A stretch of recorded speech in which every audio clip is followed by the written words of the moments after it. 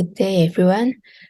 So, before I start the presentation, let me introduce myself.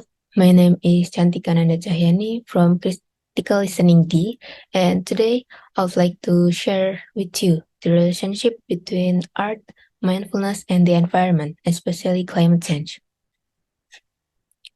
So, how do you see this world, and how do you see the environment around you? Maybe most humans see the world and the environment around them as something positive. Live in a world with pleasant thoughts, with a positive environment that supports them. However, for others, they see the world and the environment around them as something abstract, even afraid to step on the earth and live in an environment that doesn't support them. These various uncertain views can then affect how the earth works. We take the example of climate change. Climate change, a phenomenon that has occurred at this time, and many countries are feeling the negative impact. So, how do you overcome something that is unimaginable for humans, which will then have an impact on the environment? Art. We can use art to overcome the unimaginable.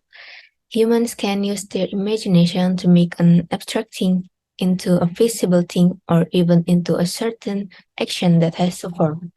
Therefore, by turning your ideas into art, you can help other humans to see what the world is like, how the world works, and what attitude humans must have to be friends with this art.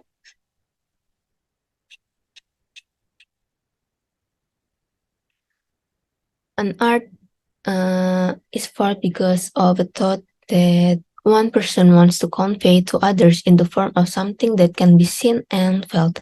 Therefore, an art can be formed from a small thought. Small thought will then invite other humans to digest so that it can form a change that may not be big but regularly so that it can produce positive impact. So, what exactly is the relationship between art, mindfulness, and nature? Art comes from the human mind on something that is of concern to them and then transform into a work so that they and others can see and feel from that thing. This thought sometimes makes us anxious, which leads to the point of stress because we are unable to find answers to these thoughts. Stress will then have an impact on how a person behaves towards the surrounding environment, and usually they do this unconsciously and can damage the earth or cause climate change. For a small example, throwing cigarette butts carelessly.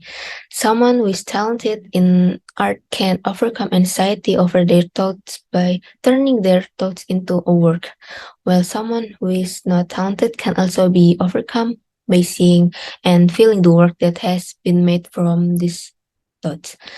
We can call this mindfulness, which making our minds calm. The result of this work can then help or invite people to realize the importance of a healthy environment so that they can live with healthy thoughts too.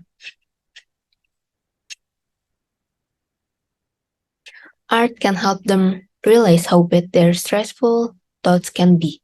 Throwing cigarettes anywhere and walking the streets using vehicles that produce carbon dioxide emissions can contribute to the distractions of this world. With art, they will see, digest, and reflect on their actions. With art, they can see how the world will disappear because of their thoughts, which can unconsciously affect the way the art works. Therefore, art, mindfulness, and nature are actually related to one another in building a better environment. Good thoughts can create a change in humans and the environment around them, or vice versa, from art, which helps humans as a mindfulness method to think more positively and critically in protecting the earth we live in. So that's all that I can share with you towards art, mindfulness, and environment. I hope this presentation can help you to boost your thoughts into positive one. And I also hope that you can take positive advantages from what I have said during the presentation. And thank you for your attention. Have a nice day. Have a nice day, everyone.